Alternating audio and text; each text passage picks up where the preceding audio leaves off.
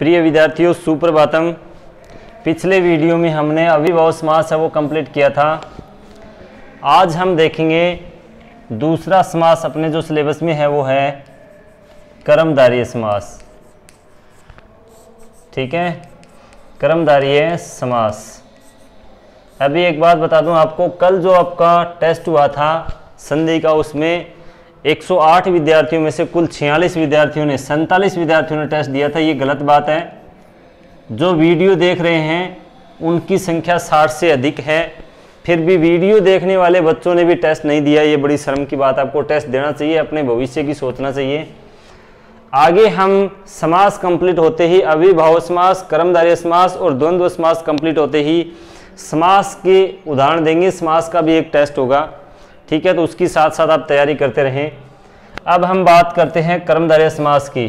कर्मधारय समास है वो तत्पुरुष समास का भेद है। कौन से समास का? तत्पुरुष समास जो है उसके दो भेद होते हैं। एक तो होता है समानाधिकरण तत्पुरुष समास और एक होता है व्यधिकरण तत्पुरुष समास। व्यधिकरण तत्पुरुष समास का मतलब है जिस समास के दोनों पदों में असमान विभक्ति होती है उसे व्यधिकरण तत्पुरुष समास कहते हैं। और समानाधिकरण तत्पुरुष समास का मतलब है जिस समास के दोनों पदों में एक समान विभक्ति होती है उसे हमें समानाधिकरण तत्पुरुष समास कहते हैं। और समानाधिकरण तत्पुरुष समास को ही समानाधिकरण तत्पुरुष समास को ही हमें कर्मधारय समास कहते हैं। समानाधिकरण तत्पुरुष समास को ही हम कर्मधारय समास कहते हैं, क्योंकि कर्मधारय समास है वो तत्पुरुष समास का भेद है। कौन से समास का भेद है? तत्पुरुष समास का। तो आज हम बात कर लेते हैं कर्मधारय समास की। ठीक है, तो कर्मधारय समास की परिभाषा यही होगी कि जिस तत्पुरुष समास के दो पदों में समान विभक्ति होती है, एक समान विभक्ति होती है, उसे हम समानाधिकरण तत्पुरुष समास कहते हैं। और समानाधिकरण तत्पुरुष समास को ही हमें कर्मधारय समास कहते हैं। अब हम बात करेंगे कर्मधारय समास के मुख्य भेद। कर्मधारय समास के मुख्य भेद। मुख्य भेद कितने होते हैं? कर्मधारय समास के मुख्य भेद होते हैं 4 प्रकार के। सबसे पहला है विशेषण विशेष्य कर्मधारय समास। विशेषण विशेष्य कर्मधारय समास। ठीक है, फिर दूसरा है उपमानोपमेय कर्मधारय समास। ठीक है, उपमानोपमेय, उपमान और उपमेय। उपमान क्या होता है, उपमेय क्या होता है, ये समास पढ़ेंगे तब आपको बताएंगे। तीसरा फिर है उपमानोत्तर पद। उपमानोत्तर पद कर्मधारय समास। ठीक है, और चौथा भेद है अवधारणा पूर्व पद कर्मधारय समास। अवधारणा पूर्व पद कर्मधारय समास। ये 4 भेद होते हैं। पहला विशेषण विशेष्य। विशेषण का मतलब हो गया संज्ञा की विशेषता बताने वाले शब्दों को विशेषण कहते हैं। विशेष्य का मतलब होता है यहाँ संज्ञा।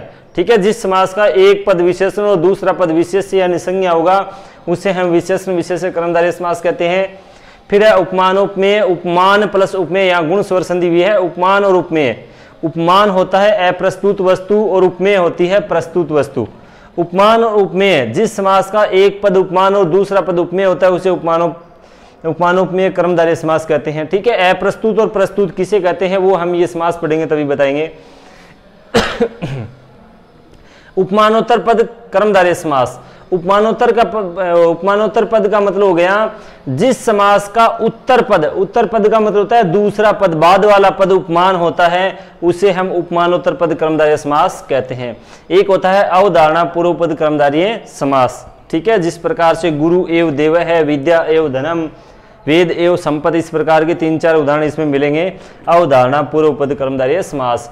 अगर आपको परीक्षा में इन समास का कोई भी किसी भी भेद का उदाहरण पूछा जाता है तो आप सीधा समास का नाम कर्मधारय समास भी लिख सकते हैं, कोई दिक्कत नहीं है कि ये समास का उदाहरण है, इसका नाम हम कर्मधारय समास लिख सकते हैं। और कन्फर्म पता होता है विशेषण विशेष्य कर्मधारय समास या उपमान उपमेय कर्मधारय समास, इस प्रकार से भेदों का नाम भी लिख सकते हैं। ठीक है, अब हम इन चारों समासों को क्रम से पढ़ेंगे। सबसे पहले हम देखेंगे विशेषण विशेष्य कर्मधारय समास। ठीक है, अब विशेषण विशेष्य कर्मधारय समास की परिभाषा फिर से बता देता हूं। जिस कर्मधारय समास का एक पद विशेषण होगा और दूसरा पद विशेष्य होगा उसे हम विशेषण विशेष्य कर्मधारय समास से कहेंगे। ठीक है, तो ऊपर लिख देता हूं। सबसे पहले है विशेषण विशेष्य कर्मधारय समास। एक पद विशेषण, दूसरा पद विशेष्य होगा। ठीक है, इसके हम उदाहरण समझने की कोशिश करेंगे। सबसे पहले हम बात करेंगे, यहां हो जाएगा विग्रह पद, फिर हो जाएगा समस्त पद। ठीक है, जैसे पहला है कृष्ण है, सर्प है, दूसरा है नीलम उत्पलम। ठीक है, तीसरा है वीर है, पुरुष है। ठीक है, वीर है, पुरुष है। फिर आ जाएगा चौथा, जैसे महान पुरुष है, फिर आ जाएगा महान ऋषि है। ठीक है, इसी प्रकार से आ जाता है उन्नत है, वृक्ष है। ठीक है, आगे इति भी लिख सकते हैं। कृष्ण है, सर्प है, इति। नीलम उत्पलम है, इति। वीर है, पुरुष है, इति। महान पुरुष है, इति। महान ऋषि, इति। या उन्नत है, वृक्ष है, इति। कई बार यहाँ कृष्ण है चाहे असौ सर्प है ये भी लिखा जाता है। कृष्ण है चाहे असौ सर्प है, या लिखा जाता है नीलम चाहे असौ उत्पलम। वीर है चासौ, चासौ का वीर है जो पुरुष, वीर है जो पुरुष।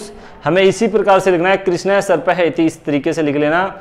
जब भी हम कोई समस्त पद बनाते हैं, समस्त पद बनाते समय कर्मधारय समास के विग्रह पद का क्रम समस्त पद बनाते समय हमें प्रथम पद में विभक्ति हटानी होगी। ठीक है, दूसरे पद के साथ कोई छेड़खानी नहीं करनी है और इति भी हटा देंगे। ठीक है, सर्प है, उत्पलम, पुरुष है, ऋषि है, वृक्ष है, इनमें कोई परिवर्तन नहीं होगा। प्रथम पद में विभक्ति हटाएंगे और दूसरे पद के साथ जोड़ कर लिख देंगे। तो यहां आ जाएगा कृष्ण है, सर्प है, मिलाकर लिख देंगे कृष्ण सर्प है। क्या हो जाएगा? कृष्ण सर्प है। फिर है नीलम उत्पलम, मूल शब्द बचा नील, आगे है उत्पलम, गुण स्वर संधि से हो जाएगा नीलोत्पलम। क्या हो जाएगा? नीलोत्पलम। आई बात समझ में? इसी प्रकार से है वीर है, पुरुष है, इसका समस्त पद हो जाएगा वीर पुरुष है, वीर पुरुष है। फिर आगे है महान पुरुष है, शब्द है महा, तो यहां हो जाएगा महापुरुष है। क्या हो जाएगा? महापुरुष है। ठीक है। महान ऋषि, यहां महा प्लस ऋषि गुण स्वर संधि होकर बन जाएगा महर्षि। क्या बन जाएगा? महर्षि। उन्नत है, वृक्ष है, तो यहां ऊंचा वृक्ष, वृक्ष कैसा है? ऊंचा। सर्प कैसा है? काला। उत्पल यानी आकाश कैसा है? नीला। पुरुष कैसा है? वीर। पुरुष कैसा है? महान। ऋषि कैसा है? महान। वृक्ष कैसा है? ऊंचा। ये विशेषण हो गए, ये विशेष्य हो गए, ये संज्ञा शब्द है, इनकी विशेषता बताई गई है। ठीक है। जिस प्रकार से कोई भी विभक्ति, कोई भी वचन हो सकता है दोनों विभक्ति पदों में, जैसे आ गया दर्शन यानी सथलानी इति। दर्शन यानी सथलानी इति दोनों में प्रथमा बहुवचन है। प्रथम पद में विभक्ति हटाएंगे, मूल शब्द बचेगा दर्शनीय। दूसरे पद में कोई विभक्ति नहीं हटानी है। इसका क्या हो जाएगा, पहले लिख लेते हैं, उन्नत है वृक्ष है, इसका आ जाएगा उन्नत वृक्ष है। क्या हो जाएगा, उन्नत वृक्ष है। फिर है दर्शन यानी स्थलानी में मूल शब्द है दर्शनीय, तो आगे सथलानी जोड़ के लिख देंगे दर्शनीय सथलानी। ठीक है। इसी प्रकार से नीलम उत्पलम है, इसको एक वचन में लिखा गया है।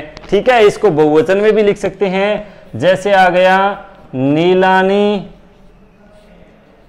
उत्पलानी इति। ठीक है, तो हम क्या करेंगे, मूल शब्द है नील, प्रथम पद का मूल शब्द नील, आगे उत्पलानी में जोड़कर लिख देंगे, गुण संधि से हो जाएगा नीलोत्पलानी।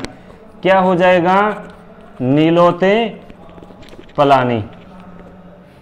ठीक है। इसी प्रकार से अगर आपको समस्त पद दे दिया जाता है, विग्रह पद करना हो, तो यही देखना है कृष्ण सर्पः में दूसरा पद जो दिया गया है उसमें जो विभक्ति है वही विभक्ति पहले पद में लगाकर इससे अलग कर देंगे। ठीक है, जैसे यहां है दर्शनीय स्थलानी, यहां सथलानी दूसरा पद है, इसमें प्रथमा बहुवचन है, तो दर्शनीय शब्द में प्रथमा बहुवचन लगाकर इसको अलग कर देंगे, दर्शन यानी सथलानी, और आगे लिख देंगे इति। ये हो जाएगा समस्त पद का विग्रह, और ये हो है विग्रह से समस्त पद।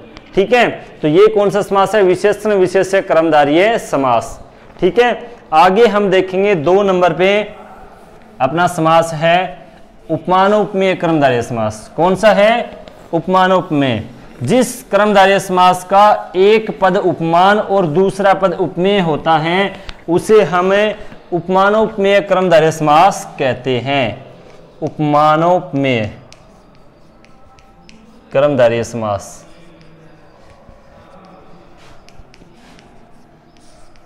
ठीक है, तो यहां हम देखेंगे एक पद उपमान होगा, क्या होगा, उपमान, और दूसरा पद उपमेय होगा। उपमान का मतलब होता है अप्रस्तुत वस्तु, अप्रस्तुत वस्तु, और उपमेय का मतलब होता है प्रस्तुत वस्तु। क्या होता है, प्रस्तुत। ठीक है, जिस प्रकार से हम किसी वस्तु की तुलना करते हैं, जिस वस्तु से हम तुलना करते हैं वह तो होता है उपमान, और जिसकी तुलना हम उस वस्तु से करते हैं वो होता है उपमेय प्रस्तुत। एक वस्तु अपने पास में होती है, दूसरी अपने पास में नहीं होती है। जिस प्रकार से किसी के मुख को देखकर हमने कहा कि चंद्र इव मुखम, क्या कहा, चंद्र इव मुखम, की इसका मुख है वो चंद्रमा जैसा है। किस जैसा है, हमारे सामने किसी का मुख है, क्या है, हमारे पास में किसी का मुख है, प्रस्तुत है। ये क्या है, प्रस्तुत, हमारे सामने प्रस्तुत है, उसे हम कहेंगे उपमेय। क्या कहेंगे, उपमेय। ये प्रस्तुत है, हमने किसी के मुख को देख के कहा कि इसका मुख है वो चंद्रमा जैसा है। किस जैसा है, चंद्रमा।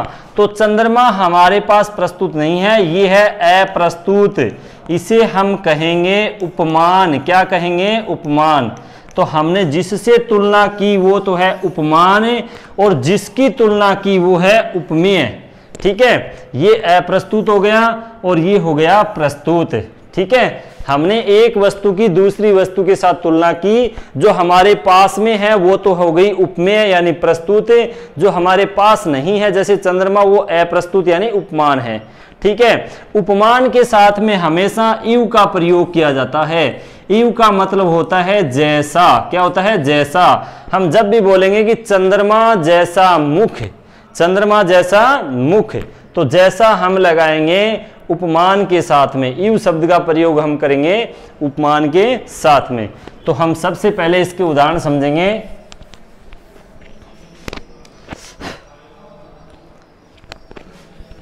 पहला उदाहरण है वही हो जाएगा, इसमें विग्रह पद सबसे पहले है, विग्रह पद, और बाद में हो जाएगा समस्त पद। ठीक है, पहला है चंद्र इव मुखम, दूसरा है घन इव श्यामः, तीसरा है कुसुमम इव कोमलम। ठीक है, चौथा है वज्र इव कठोरम। पांचवा है कजल इव मलिनम। ठीक है, छठा है शैल इव उन्नतम। ठीक है, चंद्र इव मुखम, कुसुमम इव कोमलम, शैल इव उन्नतम, कजल इव मलिनम, वज्र इव कठोरम, कुसुमम इव कोमलम। सबके अंदर बीच में क्या दिया गया है? इव का प्रयोग किया गया है। किसका प्रयोग किया गया है? इव का प्रयोग। इव का मतलब होता है के जैसा। ठीक है, और एक और लिख लेते हैं मीन इव नयनम। ठीक है, इसमें हम देखेंगे चंद्रमा जैसा मुख। किसी के मुख को देख के हमने कहा कि इसका मुख है वो चंद्रमा जैसा है। घन इव श्याम है। श्याम क्या है? किस जैसे हैं? घन जैसे हैं। श्याम किस जैसे हैं? घन जैसे। ये उपमेय, ये उपमान। कुसुमम इव कोमलम, किसी कोमल वस्तु या किसी सुंदर वस्तु की, किसी वस्तु की कोमलता को देख के हमने कहा कि यह वस्तु फूल जैसी कोमल है। तो फूल हमारे पास प्रस्तुत नहीं है। वज्र इव कठोरम, किसी कठोर वस्तु की कठोरता को देखकर हमने कहा कि यह वस्तु, इस वस्तु की कठोरता वज्र जैसी कठोर है। कजल इव मलिनम, मलिन वर्ण को देखकर हमने कहा कि ये जो मलिन वर्ण है वो काजल जैसा है। किस जैसा है? तो हमारे पास काजल प्रस्तुत नहीं है, हमारे पास किसी वस्तु की मलिनता प्रस्तुत है। शैल इव उन्नतम, किसी वस्तु की ऊंचाई देखकर हमने कहा कि यह पर्वत जितना ऊंचा है। किसी की आंखों को देखकर, नयन का मतलब होता है नेत्र, आंखों को देखकर हमने कहा कि इसकी आंख जो है वो मछली जैसी हैं। मीन इव नयनम, मछली जैसी आंख। तो हमारे सामने मुख है, श्याम है, कोमल है, कठोरता है, मलिनता है, उन्नत ऊंचाई है और नयन यानी आंख है। ये चीज हमारे पास प्रस्तुत है। ये उपमेय है। और पहले जो लिखे गए हैं वो है उपमान। चंद्रमा, बादल, फूल, वज्र, काजल, पर्वत, मीन यानी मछली, ये हमारे पास प्रस्तुत नहीं है।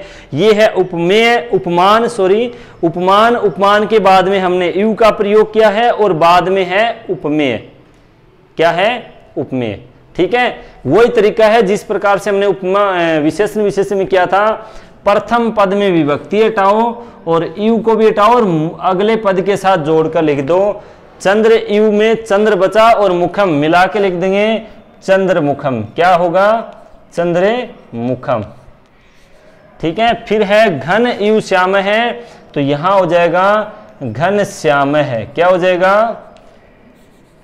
घन श्याम है। कुसुमम इव कोमलम, तो यहां प्रथम पद में विभक्ति हटा दी, कुसुम बचा और दूसरे पद के साथ जोड़ के लिख दिया कुसुम कोमलम। क्या हो गया? कुसुमे कोमलम। ठीक है, फिर है वज्र इव कठोरम, वज्र जैसा कठोर। तो प्रथम पद वज्र है, यहां हो जाएगा वज्र कठोरम। क्या हो जाएगा? वज्र कठोरम। यहां देखो चंद्र के बाद में विसर्ग थे। क्या थे? विसर्ग। विसर्ग क्यों नहीं लगाए? घन के साथ में आगे विसर्ग थे, क्यों नहीं लगाए? अकारांत विसर्ग के बाद ई आ गया, यानी ए के बाद विसर्ग, और विसर्ग के बाद में ए को छोड़कर अन्य कोई स्वर आने पर विसर्ग संधि हमने पढ़ा था, विसर्ग का लोप हो जाता है, इसलिए हमने विसर्ग नहीं लगा रखे। चंद्र इव मुखम।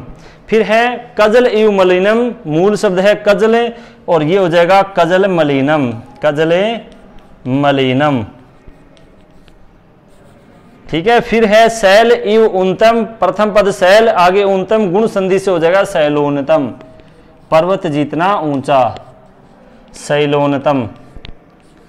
फिर आगे है मीन इव नयनम, मछली जैसी आंख। ठीक है, मीन इव नयनम, तो यहां मीन और नयनम दोनों मिला देंगे, मीन नयनम। ठीक है, तो ये अपना उपमानोपमेय कर्मधारय समास है। अर्थ वही होगा, चंद्रमा जैसा मुख, चंद्रमा जैसा मुख, घन जैसे श्याम, घन जैसे श्याम। ध्यान यही रखना है हमें कि समस्त पद बनाते समय यू हटा देंगे, प्रथम पद में विभक्ति हटा देंगे। फिर क्या करना है, समस्त पद हम देखेंगे तो उसके अर्थ के अनुसार हम देखेंगे उपमान उपमेय है या विशेषण विशेषक कर्मधारय समास, हमें इसका अर्थ पता होना चाहिए। चंद्रमा जैसा मुख, एक तो विशेषण विशेषक आया था कृष्ण सर्प है, जैसे ये आया था काला सर्प, क्या आया था काला सर्प, यह है वीर पुरुष है, इसका अर्थ क्या है वीर पुरुष है। इसमें हम पहचान कर सकते हैं उपमान उपमेय है या विशेषण विशेषक कर्मधारय है। काला सर्प, सर्प कैसा है काला, यहाँ विशेषण बताया जा रहा है।